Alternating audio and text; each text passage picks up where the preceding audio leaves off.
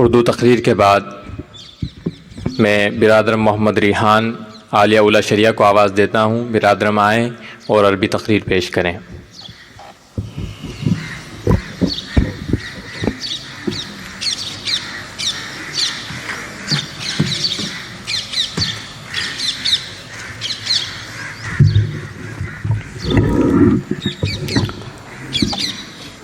अल्हम्दुलिल्लाहि रब्बिल आलमीन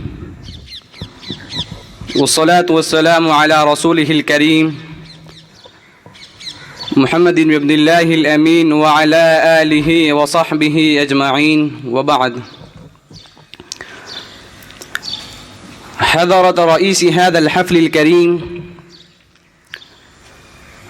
असातिज़ती, ज़ुमलाई व ज़ुयूफ़ुल मुकरमून,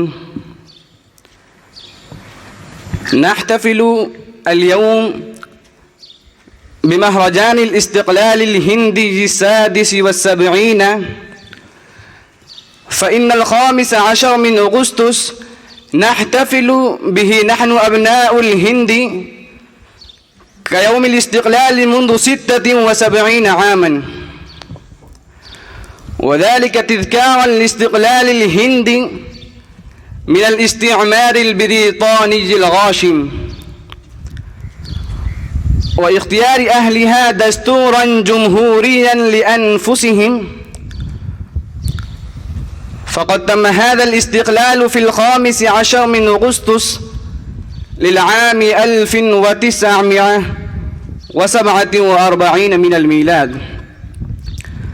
فأتقدم إليكم بالتهاني القلبية وإلى الشعب الهندي بمناسبة هذا اليوم السعيد، وأتمنى لبلادنا الغالية وأرضنا الحبيبة الأثيرة ولشعبها الأمن والسلام والأخوة والوئام وتقدما شاملا وتطورا باهرا وسعادة عامة.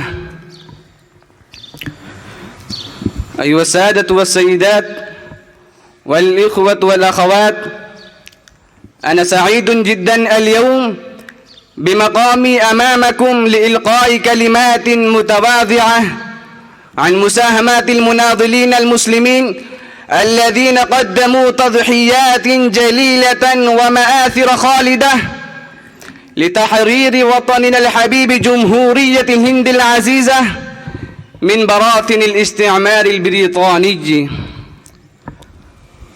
أيها الحفل الكريم، إن تاريخ النضال لتحرير الهند من الاستعمار البريطاني مليء بأنواع منوعة من الذكريات الجميلة والخصائص الحميدة لشعب الهند، حيث يظهر فيه غيرتهم الوطنية وشجاعتهم الحربية وغيرتهم الوطنية وحميتهم الهندية وسياستهم السديدة لمقاومة الاستعمار الأجنبي، فقد قاوموه بكل قوة ولمدة طويلة، ولم يفرقهم عرق أو لون أو ديانة أو تنوع جغرافي أو مدني، بل كانوا هنديين وكانت قلوبهم عامرة بحب الوطن خلال هذه المعارك كلها.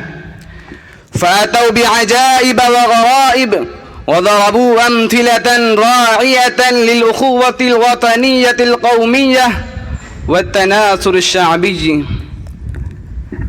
أيها الحفل الكريم، هذا اليوم السعيد يحمل رسالة عظيمة لجميع أبناء الهند تتلخص في الوحدة الوطنية والحب للوطن وأهله وبذل الغالي والنفيس في الحفاظ على كرامة الوطن وشعبه والتعايش السلمي في جو آمن مع حرية.